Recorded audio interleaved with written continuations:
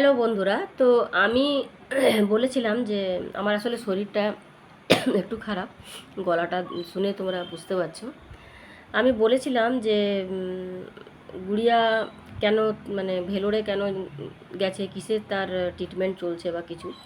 তো সেটা নিয়ে আমি একটা আলাদা করে ভিডিও বানাবো, সেটা আমি বলেছিলাম। তো আজকে আমি সেটাই বলার জন্য এই ভিডিওটা আমি বানালাম, তোমাদের সাথে শেয়ার করছি। তো গুড়িয়ার আসলে ছিল হচ্ছে ওর 3 মাস বয়স যখন, তখন ওর থ্যালেসেমিয়াতে সে আক্রান্ত হয়েছিল, থ্যালেসেমিয়া রোগে। তো থ্যালেসেমিয়া রোগে সে 3 মাস বয়সে আক্রান্ত হয়েছিল। সেই সময় আমরা থ্যালেসেমিয়ার, সত্যি কথা বলতে, আমরা নাম শুনিনি, আমরা জানতাম না যে এটা কী রোগ বা এটা হলে কি হয়। তো যখন সিমটম ওর ছিল যে ওর পুরো শরীরটা না সাদা হয়ে গেছিলো আর খুব সর্দি কাশিতে ভুগতো।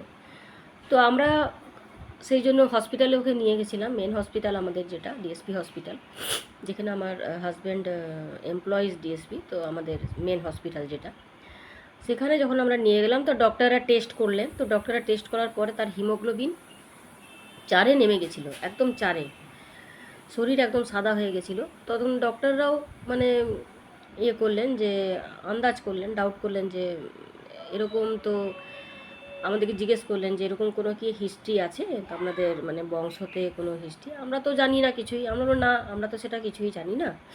তো বলছে ঠিক আছে, এই ব্লাড স্যাম্পেলটা এখানে টেস্ট হয় না, যে থ্যালাসেমিয়া টেস্ট যেটা, সেটা আমাদের দুর্গাপুরে হয় না, তো কলকাতাতে হয়। কলকাতাতে ব্লাড স্যাম্পেলটা পাঠানো হলো এবং তার রিপোর্ট যেটা এলো সেটা পজিটিভ এসেছিলো। সত্যি কথা, আমাদের তো মানে কি বলবো, ওটা মানে শুনেই গোটা গায়ে আমাদের কাঁটা দিয়ে উঠলো যে কী করবো।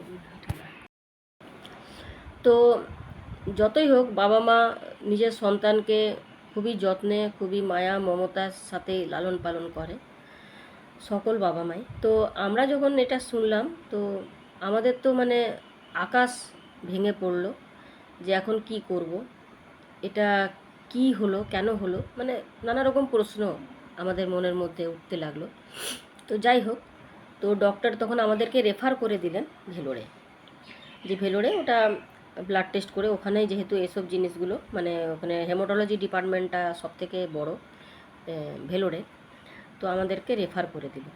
তো আমরাও চলে গেলাম। যখন তো গুড়িয়া 3-4 মাস বয়স, তখন আমরা ভেলোর গেলাম। আর 3 মাস বয়সে তো তখনই ওকে মানে ব্লাড ট্রান্সফিউশন করতে হয়েছিল, একদম ব্লাড নেমে গেছিলো 4-এ, তো ব্লাড ওকে দিতে হয়েছিল। তারপর আমরা ভেলোরে গেলাম। ভেলোরে গিয়ে ব্লাড টেস্ট হলো। ব্লাড টেস্ট হওয়ার পরে ডক্টররা বললেন যে হ্যাঁ, বিটা থ্যালাসেমিয়া, যেটা কিনা মেজর, গুড়িয়ার যেটা হয়েছে সেটা মেজর। তো যাই হোক, তারপরে তো ডক্টররা সব কিছু বললেন যে এরকম মানে হয় বোন ম্যারু ট্রান্সপ্লান্টের মাধ্যমে সম্পূর্ণ সুস্থ হওয়া যায়, কিংবা এবারে যতদিন পর্যন্ত বাঁচবে ততদিন ব্লাড ট্রান্সফিউশন দিয়ে যেতে হবে মাসে মাসে। ওদের খাওয়া দাওয়াতেও প্রচুর রেস্ট্রিকশান থাকে, প্রচুর মানে ওরা লৌহ জাতীয় খাবার কিছু খেতে পারে না, মানে ব্লাড নিতে নিতে ওদের শরীরে মানে লৌহ পুরো মানে ওদের জমা হয়ে যায় শরীরের ভেতরে, যার জন্য ওদের কি হয় না, স্প্লিহাটা বেড়ে যায়। তাই জন্য খাবারে কোনো রকম মানে আয়রন জাতীয় খাবার আমরা কোনো রকম ওদিকে খাওয়াতে পারি না। গুড়িয়াকে ওইভাবেই আমি মানুষ করেছিলাম 3 বছর পর্যন্ত, ওইভাবে কোনো রকম মানে বাইরের কোনো রকম ফুড আমি খাওয়াতে পারিনি, ল্যাক্টোজেন, স্যারেলাক, এগুলো কোনো কিছুই খাওয়াতে পারিনি। দুধ সুজি খেয়েছে, কাটা মাছ যেগুলো সেগুলো খেয়েছে, মানে কোনো রকম মানে ফল কিছু ফল চলতো, সব ফল তো চলতো না ওর খাওয়া। তো সেইভাবে অনেক রেস্ট্রিকশান থাকে খাওয়া দাওয়াতে। যাই হোক, ওই 3 মাস থেকে 3 বছর পর্যন্ত মানে ব্লাড ট্রান্সফিউশন হয়েছে আমাদের এখানে মেন হসপিটালে।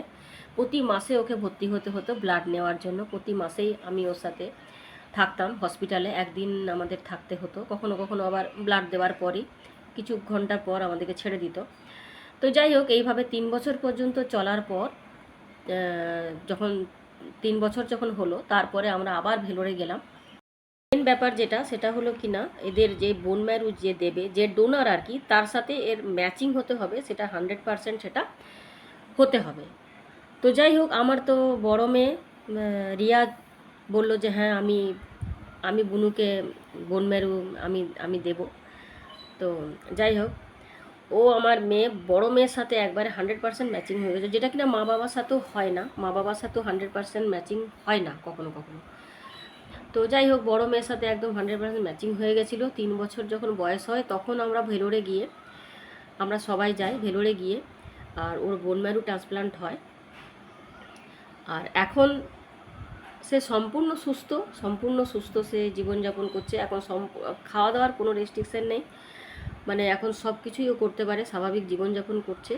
তো গুড়িয়ার অনেক গুণ আছে, অনেক গুণ আছে। ওর পড়াশোনাতেও ভালো, আঁকাতে ভালো, গান গায় ভালো, নাচে ভালো। তো ওর অনেক কিছু, আবার রান্না করতেও ভালোবাসে, রান্নাও খুব ভালো করে।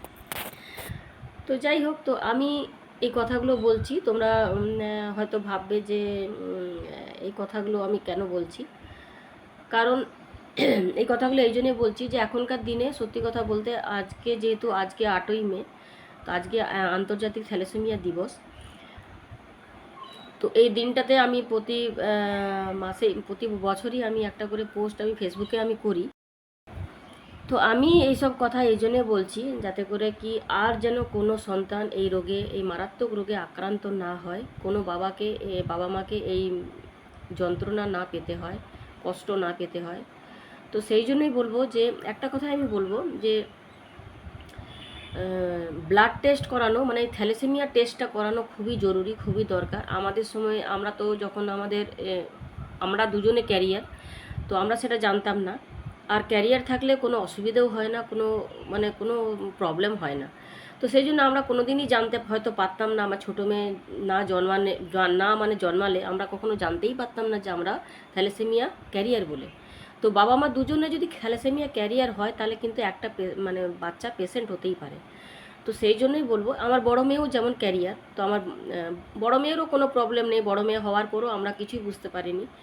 যখন গুড়িয়া আমার হলো তখনই আমরা তখন বুঝতে পারলাম, তখন আমরা টেস্ট করালাম তখন এটা আমাদের ধরা পড়লো।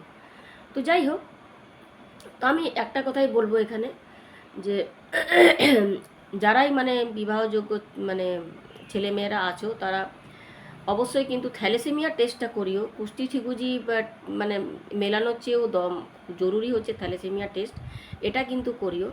কারণ আগের থেকে যদি আমরা জানতে পারি, তাহলে কিন্তু অনেকটাই আমরা সাবধান হতে পারবো, তাহলে এই রোগ ছড়ানো থেকে আমরা আটকাতে পারবো।